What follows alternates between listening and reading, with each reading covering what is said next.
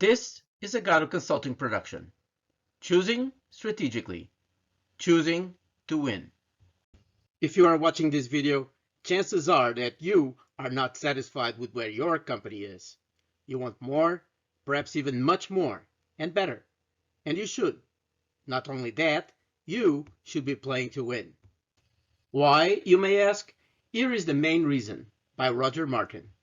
What I see as the great enemy of business is diffusion, sort of entropy, is businesses, companies, organizations that sort of do a little bit of everything and don't really sort of bet behind anything that they kind of really care about and don't focus their resources.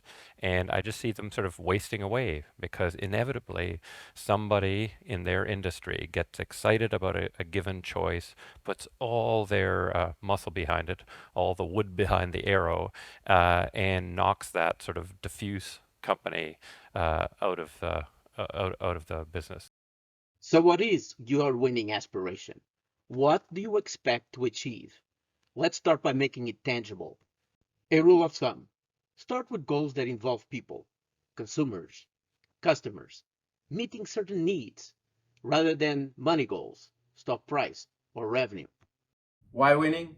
And how to strategize how to win? First of all, if you're strategizing, your future addressable market and measure of winning should be 1 or 2 orders of magnitude higher than they currently are.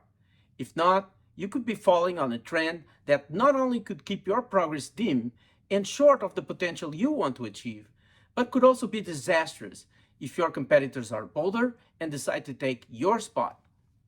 So you must defend your company with a winning attitude and reach out to way more consumers and customers than you currently are, and have them buy much more of your products.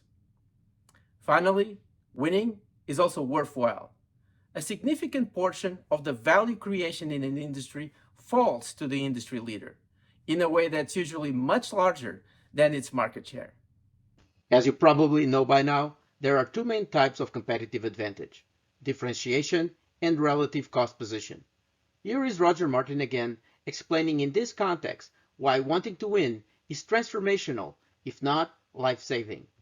If you're not trying to win, right, it means that when you do whatever you're doing, when you've made those choices, you're left with somebody who's either a cost leader that you're competing against and who's winning, or a differentiator. Right? And if it's a cost leader, right, and you just got sort of average costs and no real differentiation, but you're close to them, what can they do? Whenever they feel like getting a little bit extra share, they'll take prices down farther than you can take prices down and take your share away. Right? You have no protection against a marauding cost leader.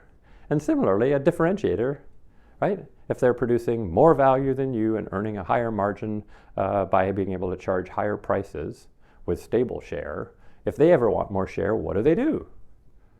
Just charge less of a price premium, close the price gap, and if you don't have advantage, they just grab your share.